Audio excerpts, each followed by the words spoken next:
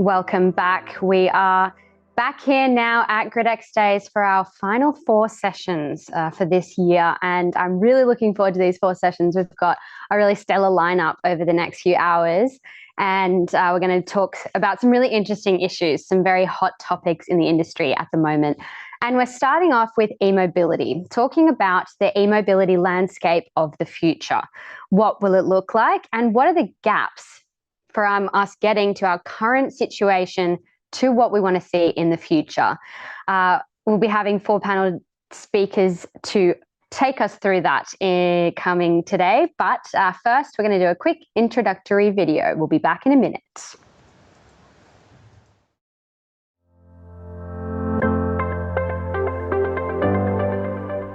Globally, the electric vehicle fleet is expected to grow by a factor of 8 or more by 2030. From about 30 million in 2022 to more than 240 million. Governments are realising the importance of mandating zero emissions vehicles, but many countries are not ambitious enough. How can we guarantee a widespread adoption of EVs and that charging infrastructure keeps up with the rapid pace? How can the EV driving experience be optimised? And what gaps are being overlooked? Find out the answers to these questions and more in our next panel. What will our e-mobility future look like?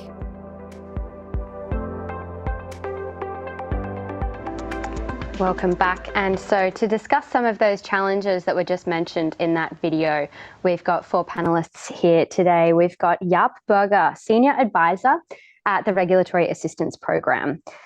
As Senior Advisor to the Brussels-based think tank, Jaap focuses on smart EV charging and the European and national policies that maximise its potential for a clean, reliable, equitable and cost-efficient energy future. His work focuses on the services and policies that connect user and grid needs. Jaap, thank you so much for joining us today. Yeah, thanks for having me, Greta. Looking forward to the discussion today. Looking forward to the other guests as well. As am I. Thanks, Jaap. So joining him, we have Felix, EV travel hacker, or also known as Electric Felix. And as a blogger, travel hacker, and entrepreneur, Felix runs the website electricfelix.com, which helps people stay up to date on electric mobility and Europe's charging infrastructure. He's been featured on several podcasts and taken part in many panel discussions centered on the EV transition. So thank you, Felix, for taking the time to join us today. Super happy to be here. And alongside him, we have Jorg van Heesbeen, CBO and co-founder at Jedlix. Before founding the smart charging company Jedlix, Jorg worked in energy trading and demand-side management for Eneco, Autogrid Systems and Kubi in both the Netherlands and the Silicon Valley. He holds a master's degree in energy innovation management from a combined program at Utrecht University and Columbia. Thank you for being here today, Jorg. Yeah, it's a pleasure. Looking forward to the discussion and also the inputs from my other panelists. Thank you, Greta. Thank you. And last but not least, we have Caro de Brouwer, Director of Network Development at Fastned. As part of Fastned's executive team, Caro is part of the company's top management layer. She's one of Fastned's most entrepreneurial executives and is responsible for rolling out the network in Fastned's 6 existing markets, as well as in new markets. Caro, welcome to the virtual stage. Hi all, thank you. I'm very happy to be here. I look forward to all of your questions and interesting discussions that we'll have. Okay, so let's go straight into it then. Felix, first up, how do you view the progress of the e-mobility revolution in Europe? Are we making the switch fast enough? What are our major strengths or weaknesses compared to other regions? I think in Europe, what we're seeing is that we have quite some successful EV markets already. Of course, the Nordics are well known. The Netherlands is well known for having a lot of chargers and these things.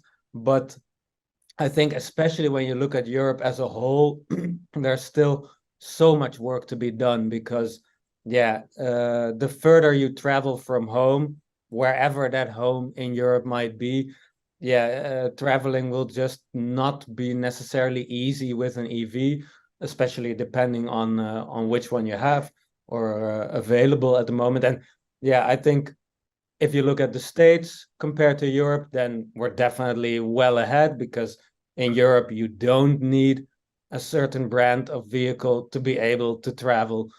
You can do it with any EV, I think, or at least I try. And I think if we look at a place like China, then yeah, we can really see that that Europe is simply, in my opinion, moving way too slowly. The people over at Bloomberg recently published a study on kilowatt hours sold at fast charging networks around the world, and they had to just take out half of all Chinese competitors to even show anything else in the world. So it just shows you that, of course, it's a big country, a lot of people, a lot of vehicles, etc. But seriously, yeah, the rest of the world really needs to step it up, and Europe is part of that. Caro, would you agree with that? Do you think Europe needs to step it up, particularly in terms of fast charging? Yes, absolutely. And I think what we'll move towards is indeed more fast charging along the major routes, because a car is obviously used, right? So when we use a car, we need infrastructure to build it. And it is a call for mainly European legislators, but also local governments to just make ambitious and bullish plans, because there are entrepreneurs enough and companies who are willing to invest in it and take a leap here. So yeah, I fully agree with Felix. We have to step up, and there will be demand for that because the cars are coming. And yeah, obviously on top of fast charging, we need to strike the right mix between destination, en route, home charging. How do you see that mix in the future, and how do we make sure we have the right balance? Yeah, so fast charging, en route charging is really important, and it's like what Felix stressed. We're just only at the beginning. So the type of fast charging hubs we're seeing on motorway service areas now are really just the beginning. So we will need many more of these, not just for cars but for trucks. I mean that's the next electrification wave that's coming. So for all the other places where cars spend time without the user, that's the most interesting bit also from the power system perspective. So we need things like building codes to make sure that all residential parking spaces and parking spaces in office blocks can be equipped with charging points, so that you can just plug in your vehicle whenever you park, and your car is being charged without a need for you as a user to interact. So I think that's another element where policymakers have a key role to play. So it's building codes that sort of enable that, and obviously we need to mix. And maybe as an additional point on why we need so much fast charging, I think it's the key entry point for non-EV drivers. It's while they are driving, they see that charging is possible, that they can charge wherever they are in Europe. So we need both fast charging, but we definitely need many more charging points at homes and offices, shopping centers, things like that. Thanks, Jaap. And Caro, talking about en route charging, do we need to solely focus on high power charging or fast charging, or are there also benefits to slow charges, such as not overloading the grid?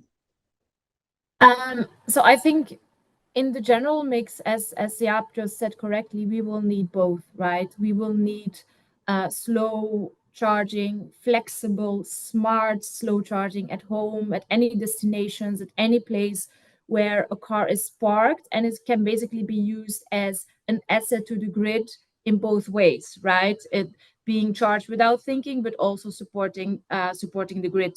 However, en route, when we look at purely en route, there is just simply no case for having slow charging en route. Because if I want to drive from Amsterdam to, let's say, Madrid, spending 10 hours overnight on a highway resting area is just simply not done. I mean, it's not safe, it doesn't feel secure, it distracts you from the goal of charging, and it doesn't bring me where I want, and no one will actually do it. So if we develop that, no one will use it. So when we talk about en route charging, it will be fast. And when we migrate to fast charging, we are already with certainty, we can say that a charge of 300 kilometers will be under 10 minutes. The technological platforms for these cars have been confirmed and are in development. And if we look at today, already the mid-size cars, most mid-size cars that you buy today can charge 300 kilometers in about 15, maybe 18 minutes. And that will only get faster. So en route charging will not look like anything new from what we know, because fueling also looks like that, right? It takes you 5 minutes to fuel the car along the way. And in order to do that at the scale that we see today with all of the cars on the road, or the majority of the cars on the road being electric, these stations will also have to look like fueling stations. They will have drive-through lanes where there is constant movement.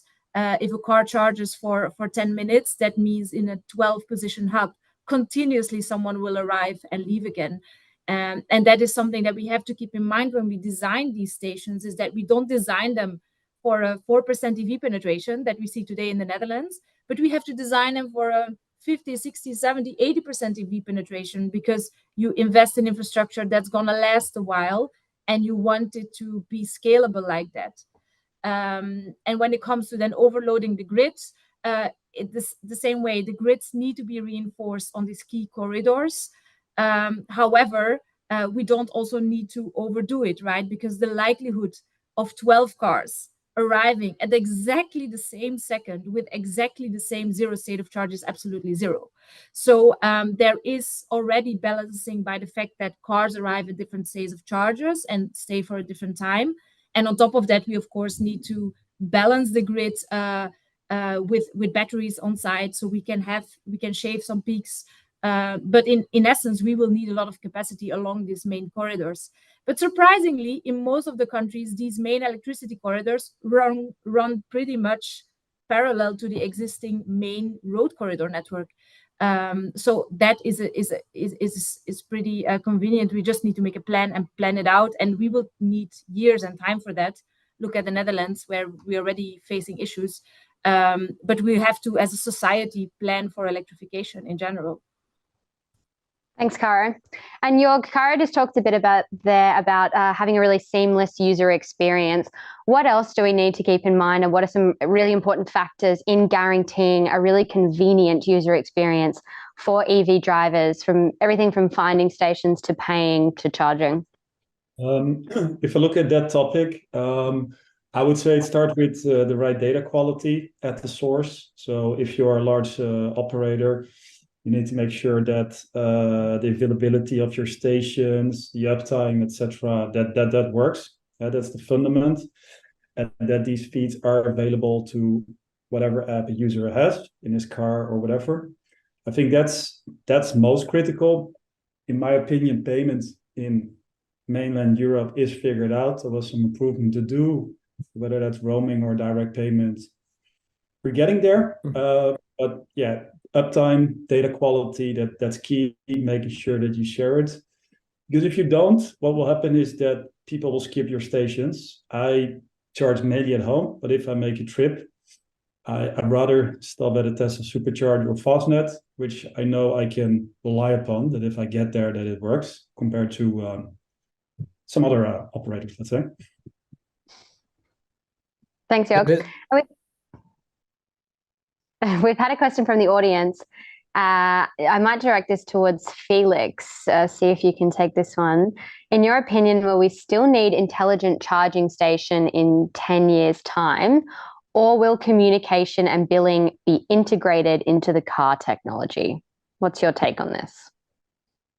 Well, I certainly hope for better steering from the vehicle's point of view. So yeah, I expect when I arrive at the charging location that the vehicle actually knows where I should be going. But I also feel that maybe if you want to design just a very accessible EV, then maybe the way isn't to make that EV super luxurious and to have all these guidance systems. Maybe if the charging location is actually set up smartly and has proper guidance, then you don't need that much guidance in the car, because I still feel that we miss out on this part of just the analog part of traveling, because the thing with traveling is you go to where you haven't been before.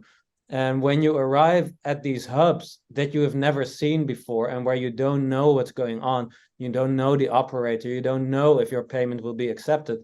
Yeah, you want this confidence that things will be okay. And yeah, signs with a price, just very basic things can help here. And yeah, I think that very slowly we're moving to that state. And 10 years from now, I expect most of those things to be there. But I really wonder about this. Yeah, how much will be automated in the vehicle and how much will be outside at these charging hubs? Because yeah, to play perfectly well together, to find the right price, to find the right charger, I think that will be a quite interesting game to follow. Thanks, Felix. Does anyone else want to add anything to that point? I want to second the price transparency, digital or not digital. I think when customers arrive on a site, you just have to know what you're getting, and the confidence that what you may see in your phone or on your car screen matches what is digitally show or what is locally shown, I think will only support the confidence in our industry for any consumer, and not just the first movers and the ones that already drive electric for 15 years, but also our parents and grandparents that may be 60 or 70 years old but still drive, you know? Yeah, absolutely. We've had another question from the audience. One of the panelists yesterday said it's not a panel without someone asking, what about hydrogen? So a viewer has asked, it's already proven that only lithium-ion batteries-based EVs are possible, which, questionable, are they green and sustainable? Why not focusing on implementing hydrogen as an energy source? Jaap, do you think you might be able to take this one? Yeah.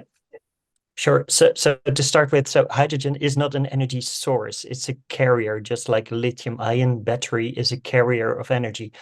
And when we talk about lithium-ion, we talk about sort of a whole range of different chemistries. We're also seeing a newer type of chemistry appearing where you need less critical materials. So for instance, cobalt-free batteries. A new wave of sodium-based batteries are coming. But I think we also need to keep in mind that by switching to chemical storage of energy, we can do away with a lot of the mining that we currently have in place to mine and dig up the resources that we need for a fossil-based system. Also looking at sort of the type of regulation coming into place in countries like Europe, but also in other regions in the world, recycling of lithium-ion is becoming a viable option also from a commercial point of view. So we're going to reuse those materials. Back to hydrogen. So hydrogen as an energy carrier is actually really inefficient compared to storing energy, electricity, chemically in a battery. So what happens is that you lose a lot of that energy in each and every conversion step. So to shortly answer the question, is hydrogen an alternative? No, it's not an alternative. It's a new problem. It might fit certain power system applications. So we definitely will need a lot of hydrogen in the power system, but likely not in transport. And the least likely segment will be passenger cars. Thanks, Jaap. And Felix, I want to go into a point about that Caro mentioned before of, at the moment you go to a petrol station, you take 5 minutes to refuel. Even with fast charging, it would take a little bit longer than that. And we need to kind of redesign the experience a little bit and the sites that we have. How do you foresee that? What sort of elements do we need to keep in mind to make that experience more enjoyable for travelers and things like that?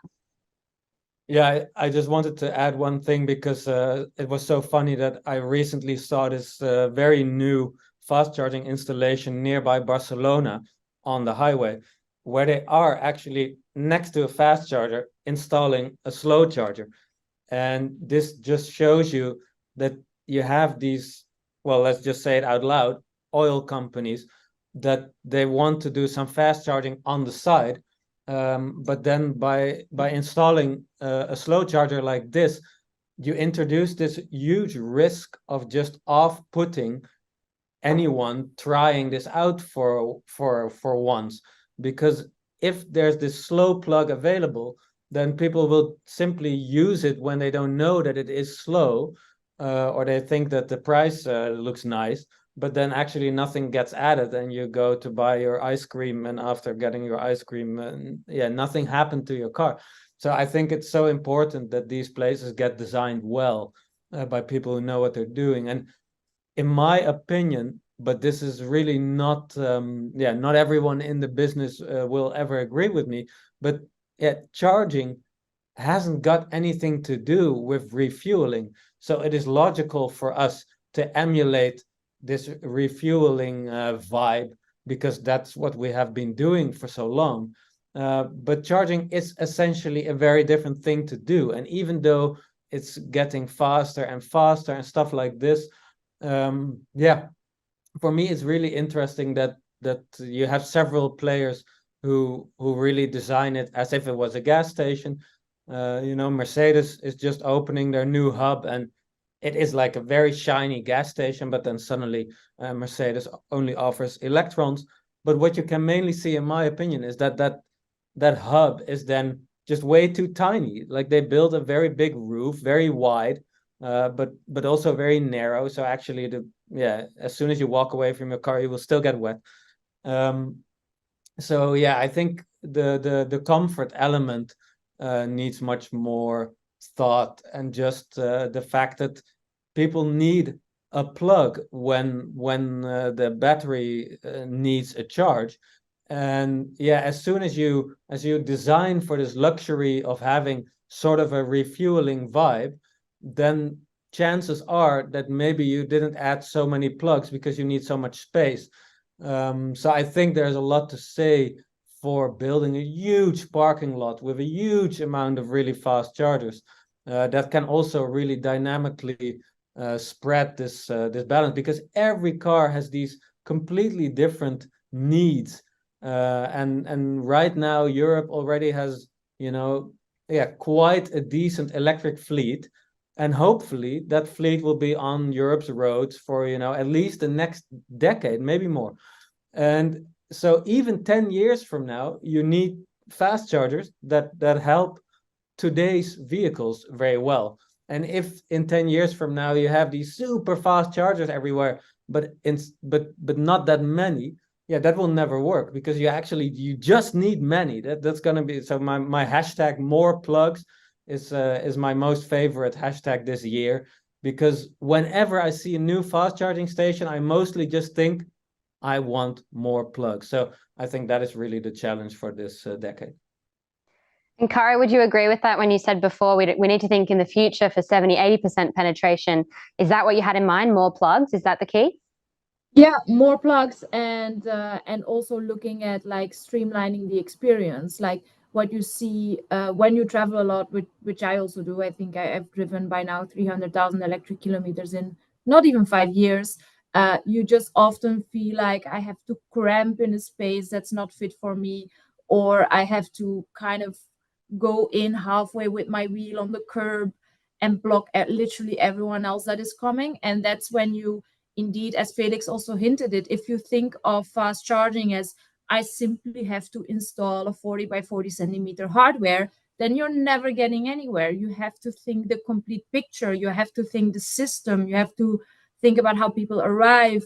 You have to look at how people arrive. So when you go to a station and you see people first get out of the car, then they have a look, then they go back to their car, then they take their charge card or their credit card, then they go back to the charger, then they plug. So you have to have an environment where all of that is possible, and look at people, how they use it, and how steer them into a usage that is not limiting others and is only smoothing the process. So I fully agree with Felix, is that we need forward-looking eyes to solve the problem, and we don't need to convert something that we already have. And indeed, electricity and fuel, it's a different business. Huh? Running a fuel station is a local business. You have a tank under the ground that gets filled, and you sell a product that you have stored locally. Electricity is a dynamic system. So, you can't store electricity like that locally, except for in a battery, but that's never going to store a whole day's worth of charge, right? So we have to look at it different, look at it as a digital product, as an experience. Apps have to be flawless, payment systems have to be flawless, screens have to be flawless, because it's not a physical product that we're selling. So yeah, long story short, I agree with what Felix says. Thanks, Caro.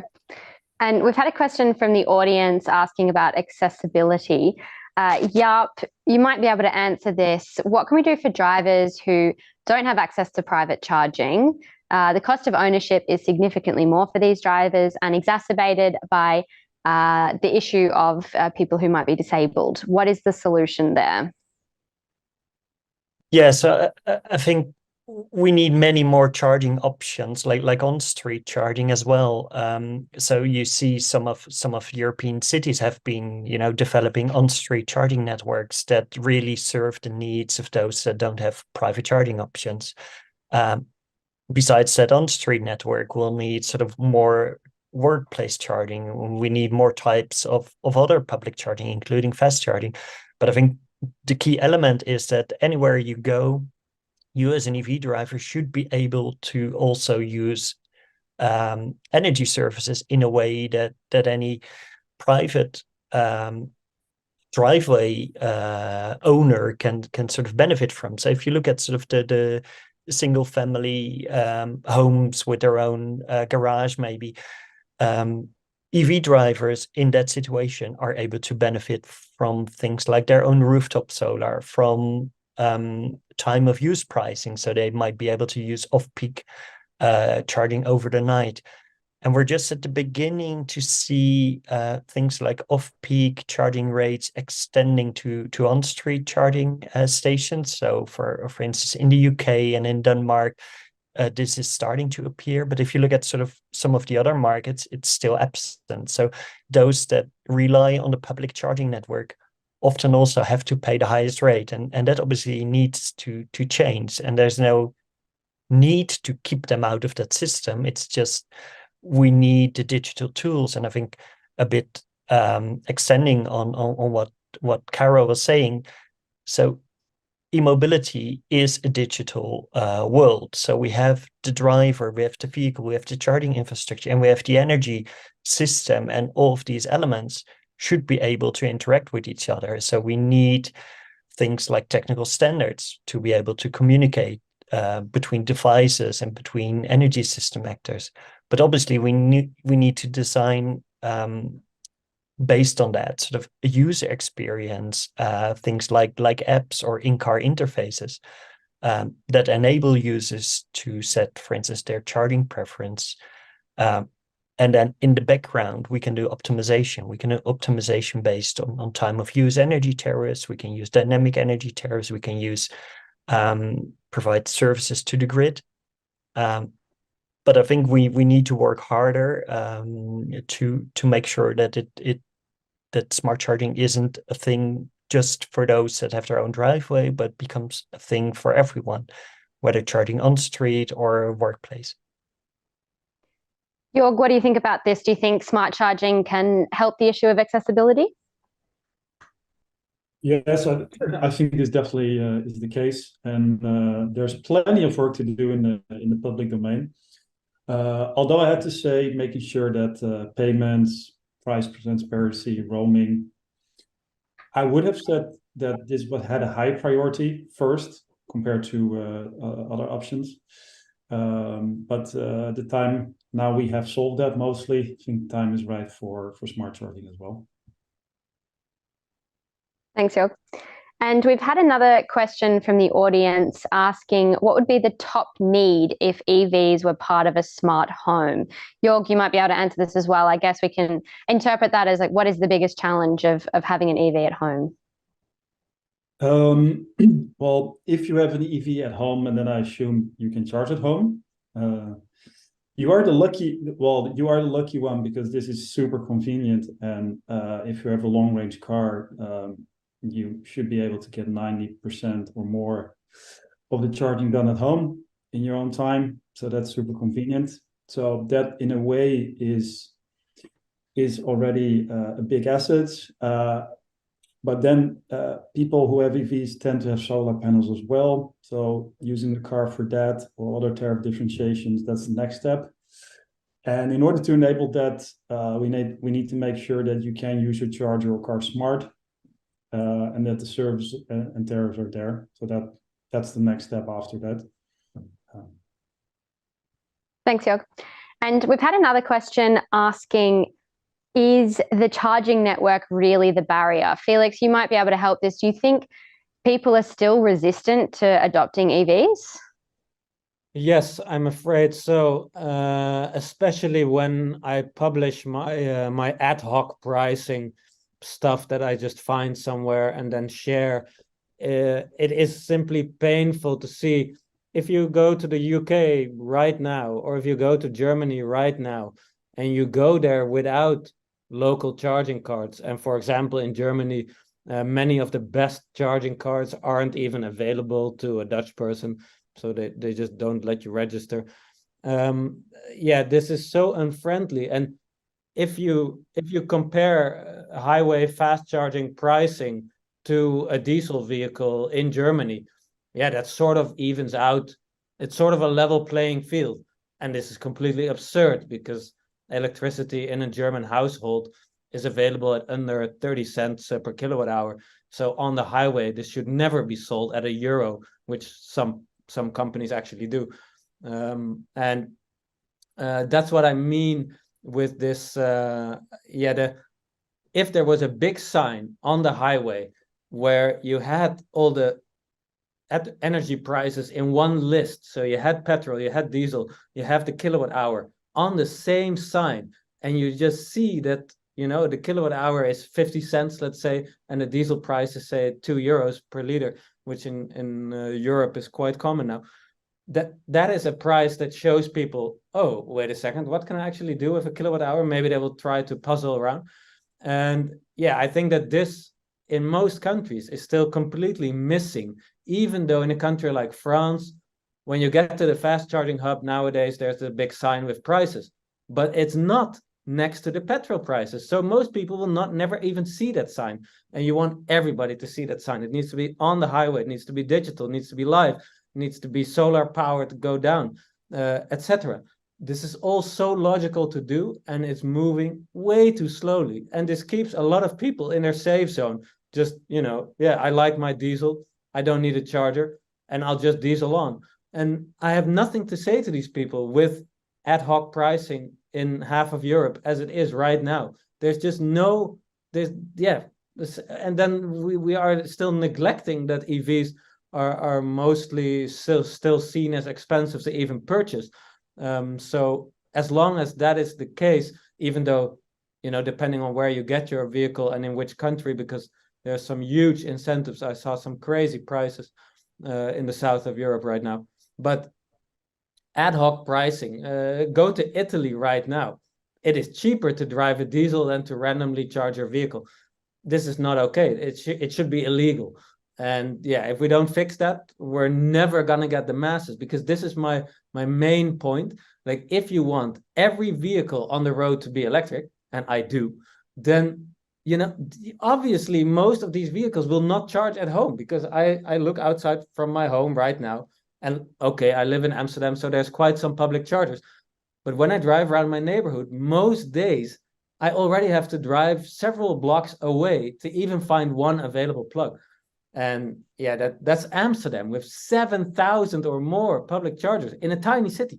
So yeah, there's a lot of work to do left, and public charging at the right price and transparent transparency about that price, in my opinion, it is like pretty much the only thing that really matters. Thanks, Felix. I want to go into regulation of what you just mentioned there a little bit later, but first, Caro, do you agree that if such price comparisons were really in front of people's faces, that they would be more likely to make the switch?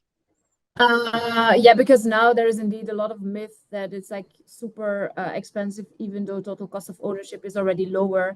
And I also do want to second Felix, is that prices have to be more transparent, and prices have to get down on key locations, and that can be done by opening up the market for competition, which is why these prices are high in countries like Italy, where basically only incumbent players have access to certain key sites. The same accounts for in my home country, in Belgium, for example, where in the French-speaking part of Belgium, the charging prices of the incumbent player are 30 cents higher than in the Flemish part, where they face competition of us. So, competition is one key element to make sure that prices are as low as they can be, because we still, of course, obviously invest in infrastructure that comes on top of the price of the electricity as such. But competition is a key driver, availability of alternatives, so that, you say, hey, well, I don't like this player, prices are not okay, I drive 20 kilometers further and I choose another one. And having the visibility and the chance to do that is absolutely key. But also communication, that prices just simply work different for an electric car, right? So you have a total cost of ownership is something hard to explain to average Joe, but you can give examples, like you'll never have to go to the garage to put oil in your engine, stuff like that. I think a lot of it is with experience, so we'll probably also have to wait, a couple of years until people have experience and share the experience with their peers. But the good thing of that is that works exponentially. At some point, if everyone tells 2 people, if you have enough people, it just goes awfully fast. So we do have to also trust a bit the process, but make sure that when people experience it, charging already today, they experience it in a good way, and they become promoters and ambassadors for accelerating to cleaner mobility. Thanks, Caro. And talking about pricing, Jaap, what role does regulation play? For example, in countries like Italy, where diesel might be cheaper, can regulation kind of change that landscape? And also, on top of this, where does pricing signals fit in? Mm-hmm. So I think where regulation plays a key role is in making sure that we have that transparency, so that prices are available to end users, not only on site, so on the motorway signs or on the charger, but also through apps, so that beforehand, or actually can take into account different prices when you're planning your EV trip. And I think if you look at the European level, so we've seen this major new legislation on the European level, which is called the Alternative Fuels Infrastructure Regulation. And it will enter into force in April 2024. And starting from that date, any new charger will need to have transparent pricing. It will need to support ad hoc payments. So that means you just show up at the charger and should be able to pay for charging without having to sign up. I think that's a major improvement. Also, if you look at other markets like the United Kingdom or Norway, or even the United States, where you have rules for public funding, those really drive sort of that accessibility in terms of transparency on pricing, transparency on availability, on clear pricing, on being able to pay with whatever payment method you prefer, which is probably a bank card you already have. And I think that's fine to have that in place. Then we get to the second element, and that's how much can EV drivers participate in electricity markets. And I think there we still need to sort of streamline regulation, especially looking at sort of at the European level. Regulation is in place to enable EVs to participate in the power system. But if you look at different markets, different countries, they are still lagging behind. Countries are lagging behind in things like smart meter rollout, which is a key enabler to be able to support time varying tariffs at home.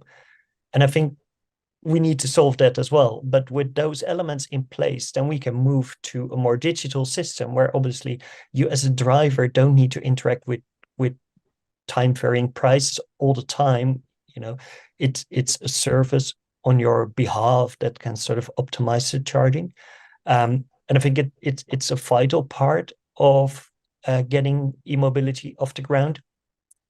Because if we don't introduce those price signals, we don't have a way to communicate sort of, are you charging at the right time or at the right location? And price signals are a very key element in sort of changing charging behavior, not just sort of short term, where am I going to charge today, but also on the long term.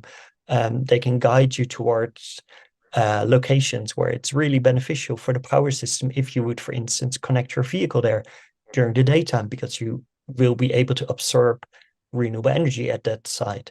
So it's also vital that we ensure that sort of price signals work across the whole e-mobility ecosystem, so that EV drivers can work with them, smart charging apps can work with them, that vehicles themselves can sort of respond to those price signals, and obviously that operators can use them as a way to sort of optimize revenues on different locations, for instance.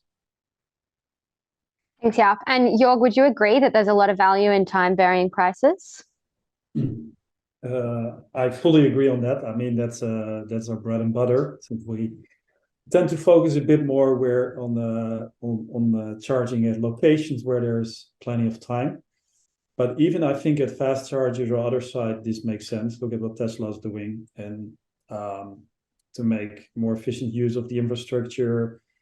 And I think if the EV driver matures, gets more known with these concepts, that will steer demand in a way that we use this infrastructure more efficiently, which is good because we have seen that we need many more plugs, but that there are also limitations in the grid, practical limitations that can be solved over time.